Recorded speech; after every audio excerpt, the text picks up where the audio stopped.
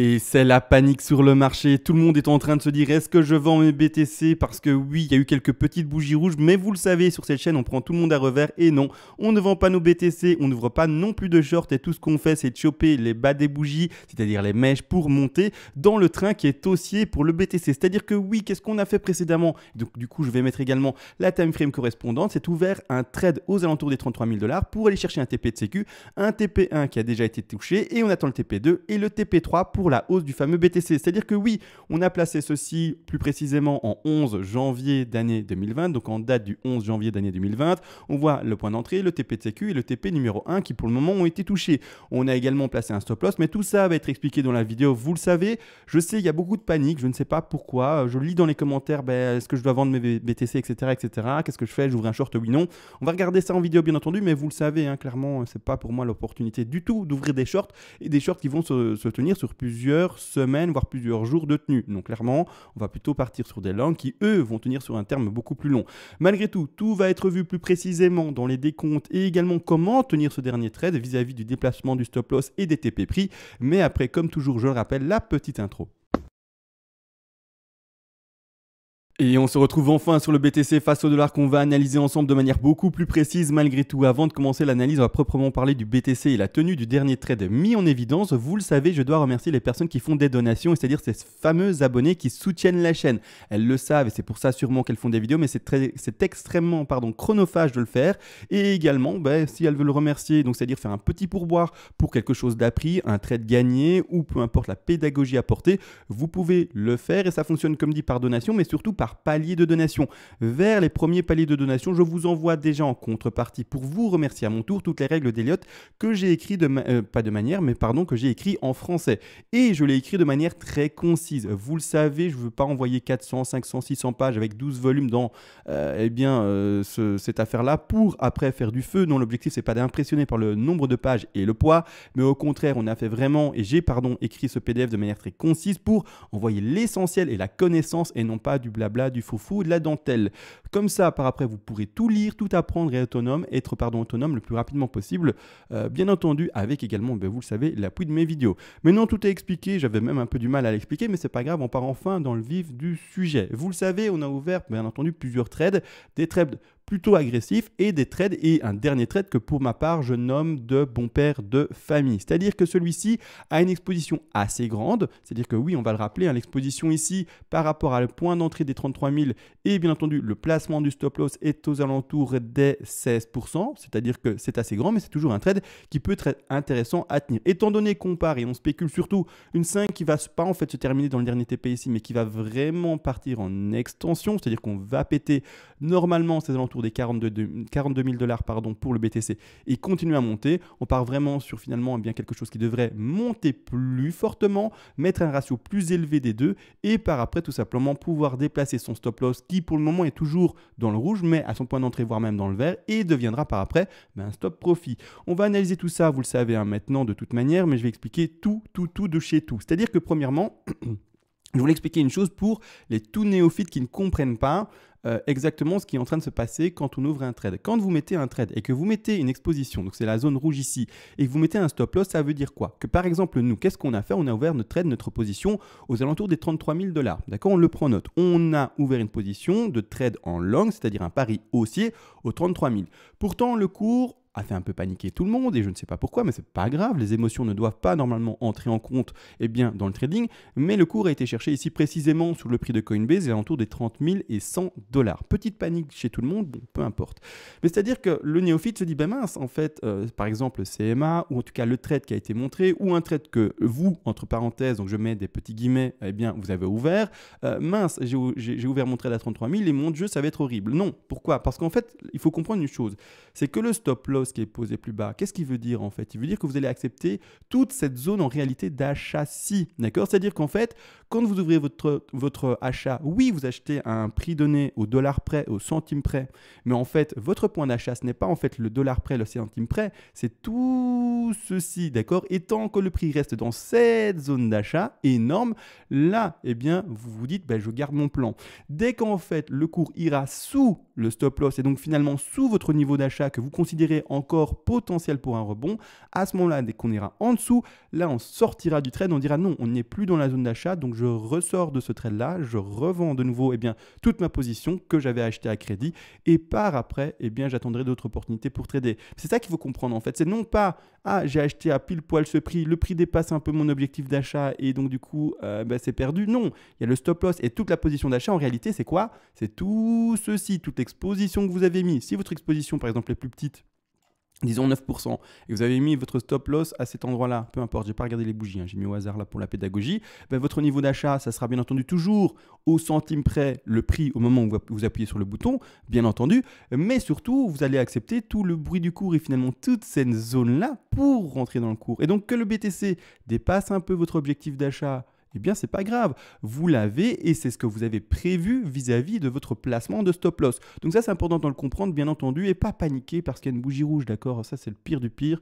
parce que j'en ai lu, des paniques, c'est pour moi, maintenant, le BTC, il est crash et c'est fini. Et je dis pas ça de manière, hautaine ou quoi. Je le comprends qu'on puisse commencer à paniquer, commencer à se dire, voilà, petite bougie rouge, du coup, je passe de nouveau bear, etc. On a perdu quasiment 10 000 $ en à peine quelques jours, en 3 jours à peine. Donc oui, je commence un peu à paniquer. C'est humain, mais il ne faut pas oublier la tendance globale. Et ça, je sais que ça fait répéter, mais c'est super important. Et c'est vraiment ça les messages les plus importants. Je ne vais pas vous bassiner avec des messages non importants. Moi, personnellement, c'est que l'essentiel et l'essentiel dans mes vidéos. Et c'est pas, je ne regarde pas en fait les trucs superflus. C'est-à-dire que la tendance, je suis désolé, jusqu'à preuve du contraire, elle est haussière, d'accord? Et je vais également le remontrer, mais dans tous les marchés boules, à un moment, on a de fortes bougies rouges qui font finalement craquer les mains faibles. Ceux qui sont un peu trop émotionnels se disent, mais ça crash, du coup je revends. Mais en fait, les gens ils vont revendre le bottom et après ça va repump. C'est un peu comme maintenant, j'ai l'impression, et je suis désolé de le dire, mais j'ai l'impression que là, pas mal de personnes ont craqué, sont passées à la vente, et c'est-à-dire que pas passées même à la vente en termes de trading, mais même ont carrément vendu leurs BTC qui sont d'investissement et maintenant ça repump. Donc je ne sais pas s'il y a quelqu'un qui va oser s'exprimer dans les commentaires et dire oui, j'ai vendu les alentours des 30 000 $, c'est vrai BTC, pas du BTC, pas du trading. Donc celui qui a ouvert un short à 30 000, de toute façon c'est crack dedans, et c'est dommage pour toi, mais ou peut-être pas, peut-être que tu as mis ton stop loss extrêmement haut et qu'après ça va baisser, peu importe, ça c'est du trading, c'est autre chose. Mais je parle vraiment de l'investisseur qui a lâché ses BTC sur ces alentours des 30 000. Est-ce qu'il y en a qui vont essayer de oser le dire? Oui, bien entendu, c'est un pseudo et vous êtes caché là derrière, donc il n'y a pas de problème, mais mauvais en fait. Et je pense que beaucoup de personnes ont malheureusement été des mains faibles et ont lâché les 30 000. Et ça fait mal. Alors, bien entendu, ces 30 000 là sont à un niveau assez intéressant parce qu'on rebondit pile poil sur les 38,2. Vous le savez, les objectifs d'une 4, je ne vais pas les inventer, je les répète chaque fois, ce sont les 23,6, 38,2, 50% de Fibonacci. Vous le savez également, on avait fait une 2 ici qui est assez forte. Et là également, je le rappelle, le petit tips, quand on a une 2 forte, on retrouve une 4 qui est plutôt faible. C'est-à-dire qu'ici, qu'est-ce qu'on voit? Je le remets, on voit bel et bien une 2 qui dépasse les 61,8% de Fibonacci de retracement. J'agrandis ici comme ça, on le voit bien. La ligne un peu turquoise ici, ce sont les 61,8. On les dépasse, on est sur une 2 qui est forte. Donc on devra privilégier une 3, non pas du tout, pardon, mais une 4 qui sera plutôt faible. Donc une 23,6, voire même 38,2, mais grand maximum. Normalement, on ne devrait pas les déplacer, non, mais les dépasser. Super, il faut que je parle français maintenant correctement. Mais c'est-à-dire que quand on regarde où a été cherchée cette fameuse mèche, mais c'est extrêmement propre. On a été chercher les 38,2. Regardez, 38,2. Ce qui est dommage, c'est que ça a dépassé les 23,6 qui sont l'entrée normalement théorique parfaite pour cette 4-là. De toute façon, le stop devra être dans cette configuration-ci, normalement placé légèrement en dessous des 38,2. Nous, on a été encore un peu plus sur la défensive. On l'a même mis sur le bas de la dernière mèche qu'on peut indiquer ici. Maintenant, vous le savez, on va parler de déplacement de stop loss et on va également regarder les TP qui ont été pris. Et je vais également vous le dire, si vous n'avez pas pris un certain TP, de le prendre. Bien entendu, c'est très important. Les TP ne sont pas mis pour faire joli. S'ils sont touchés, ils sont à prendre. D'accord? Donc ici, on va passer en 4 heures. Je pense qu'on voit, 4 heures, on voit assez de choses. C'est super, on voit les choses, c'est bien. C'est-à-dire qu'ici, précisément, on a bien sûr été choper la zone d'achat. Donc c'est propre. Et également, maintenant, qu'est-ce qui se passe? C'est-à-dire que personnellement, il y a un petit rebond. On a également une espèce de cassure d'un espèce de biseau d'élargissement baissier. Je n'ai pas vérifié. Là, visuellement, qu'est-ce que je vois? C'est plus ou moins un biseau, non? Ça y ressemble en tout cas, donc on va essayer de le situer comme ça rapidement. Ça y ressemble, est-ce que c'est un biseau? Oui, non, on peut en discuter, mais ça y ressemble, peu importe. En gros, un canal qui descend, d'accord, un canal baissier ici. J'essaie de choper l'affaire. Voilà, un petit canal baissier, un petit biseau d'élargissement, bref, qui se fait casser à la hausse. D'accord? Donc, bref. C'est-à-dire que, bon, déjà, un bon petit signal, c'est sympa, on casse, entre guillemets, le canal baissier. Donc, déjà, sympa, il peut y avoir un retournement là-dessus. On voit bel et bien une vague, deux vagues, trois vagues, cassure. Donc, pour le moment, on peut vraiment rester dans la configuration d'une figure de correction et non pas une impulsive qui continue et qui va inviter à continuer à descendre. Pour le moment, vraiment, on a un beau petit rebond là-dessus. Malgré tout, ce que je voulais expliquer par rapport à tout cela, c'est le déplacement du stop loss. Alors, le stop loss, nous, vous le savez, en tant que bon père de famille, j'avais dit que j'allais faire un trade ici très peu agressif. Et oui, c'est très peu agressif, même si il y en a qui se disent tu achètes les bougies rouges. Et oui, c'est comme ça. C'est-à-dire que plus précisément, le stop peut déjà être déplacé sur ce petit bas là. D'accord? Ça va diminuer votre exposition qui était à la base, on va le repréciser, de 16%. D'accord? C'est ça, hein, plus ou moins 16%. Et actuellement, il va être diminué aux alentours des 9,25%. Donc déjà une perte moitié moins par rapport à la perte que vous avez déjà, tout simplement presque moitié moins, mais par rapport finalement à la perte qui était initiale prévue dans votre plan de trading. C'est encore et toujours le risque management. N'oubliez pas, si vous ne savez pas c'est quoi le risque management, du coup vous dites mais pourquoi il parle de ça par rapport à la perte prévue, etc. C'est que vous avez encore une fois des choses eh bien, à approfondir et ce n'est pas un problème, chacun doit apprendre à son rythme et c'est tout à fait normal. Mais du coup, renseignez-vous sur le risque management, etc. ou écoutez mes vidéos, de temps en temps j'en parle. Aujourd'hui, je pense que je ne vais pas m'arrêter 1000 ans là-dessus, mais grossièrement, le fait de monter son stop maintenant diminue votre risque par rapport au risque qui a été prévu de 2. Donc c'est vraiment très bien. Malgré tout maintenant, pourquoi pas le déplacer plus fortement? Certains vont me dire, mais pourquoi est-ce que je ne peux pas déplacer mon stop à mon point d'entrée? On est dans le vert, ça a bien rebondi, etc. Mais parce que tout simplement, n'oubliez pas, on ne descend jamais et on ne monte jamais qu'avec des bougies vertes. Le meilleur exemple, c'est celui-ci.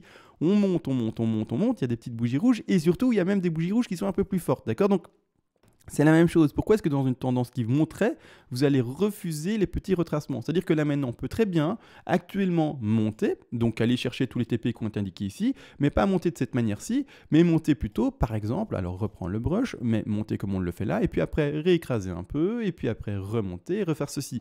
Pourquoi est-ce que vous excluez le potentiel ici? Pourquoi est-ce que vous êtes trop agressif par rapport à votre stop loss?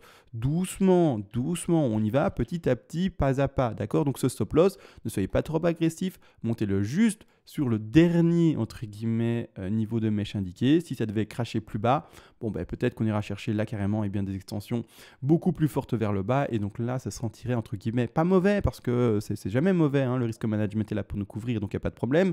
Mais en tout cas, des autres niveaux d'achat qui seront plus bas, d'accord? Donc c'est-à-dire que clôture de trade, et on va essayer d'ouvrir toujours des longs, mais plus bas. Pas de short, hein, n'essayez pas de trop.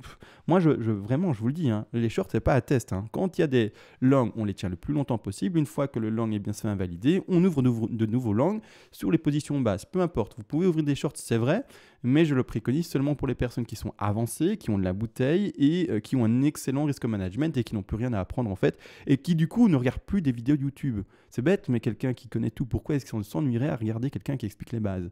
Je sais pas. Personnellement, je vous le dis, je regarde personne. Hein. J'ai besoin de regarder personne. Hein. Je fais mon travail et puis c'est tout. Hein. C'est-à-dire que ici, personnellement, eh bien, le stop, je le placerai en tant que bon père de famille aux alentours des 30 012 $ sur Coinbase.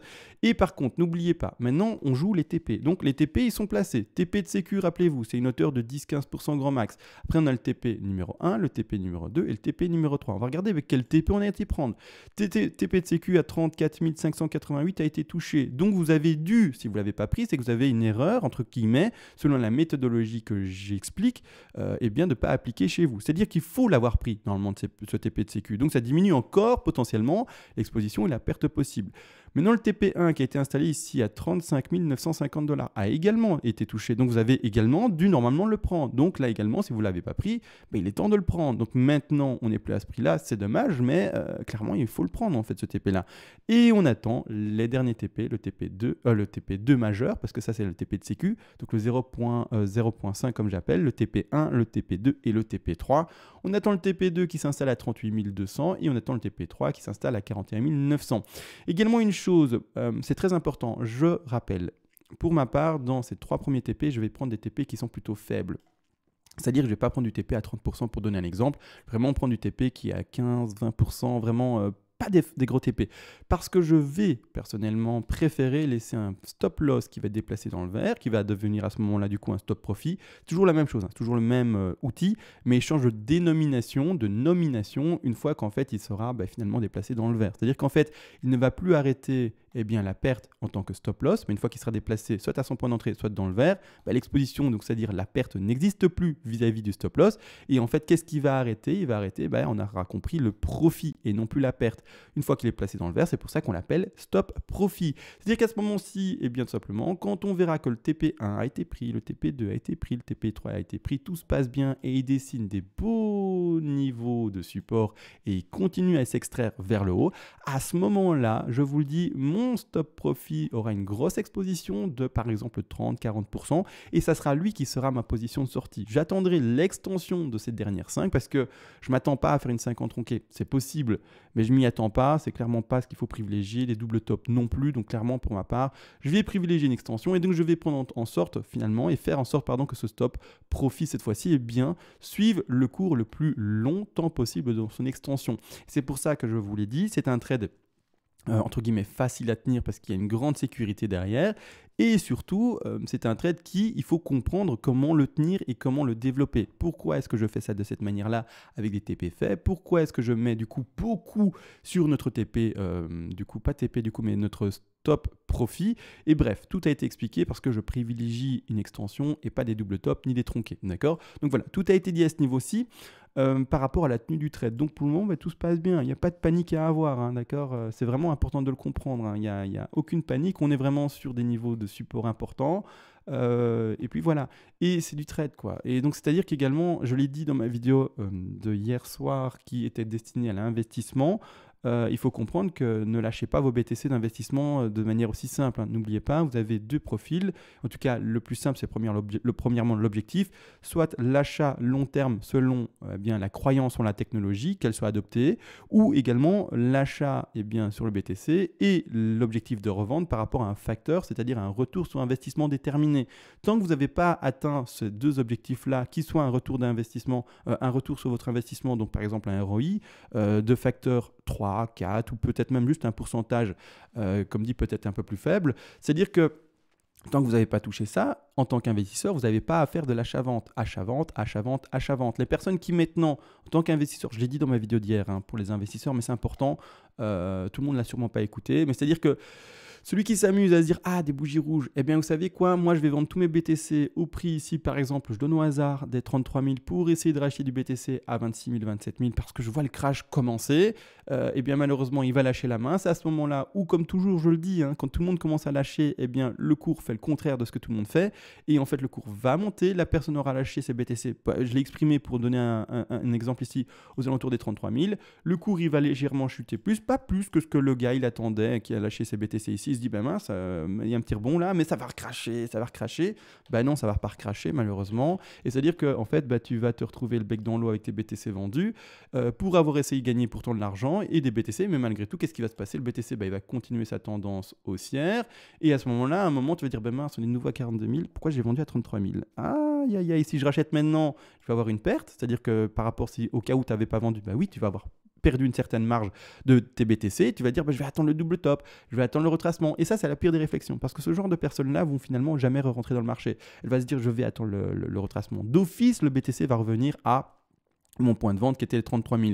D'office, je vais pouvoir les racheter à ce niveau-là. Et c'est à ce moment-là où on se dit d'office qu'en fait le cours ne revient jamais. Donc là, la personne, étonnamment dans la perte, est très patiente, se laisse faire par la perte et le BTC, il pump, il pump, il pump. À un moment, il va retracer, il est vrai, bien entendu, mais peut-être jamais suffisamment et jamais retourner dans le point d'achat. Et à ce moment-là, repump, repump, repump et aïe. Et donc, c'est finalement l'erreur. Donc, je vous le dis, si vous êtes un investisseur, ne faites pas d'achat-vente, achat-vente, achat-vente. La meilleure finalement façon de perdre des BTC, donc c'est-à-dire une marge sur sa position de hold achat long terme de base, c'est faire ça, d'accord? Vous aurez plus de chances d'avoir un meilleur retour sur votre investissement long terme en ne touchant à rien, d'accord? Après, vous pouvez être d'accord ou pas d'accord. Si vous n'êtes pas d'accord, c'est pas grave, faites-le, faites ce que vous voulez, vous êtes adulte. C'est juste l'expérience que vous allez avoir et les quelques claques que vous allez malheureusement recevoir en plein visage qui vont vous faire dire « Ah oui, d'accord, j'arrête de toucher à mon investissement ». Maintenant, Bien entendu, si vous également, vous, de votre côté, vous dites, mais j'accepte le risque, ok. Mais il faut pouvoir l'accepter. Et beaucoup de personnes qui le font ne l'acceptent pas. Pensent que d'office, elles ont vendu leur BTC et donc d'office, ça va continuer à descendre parce qu'elles sont persuadées.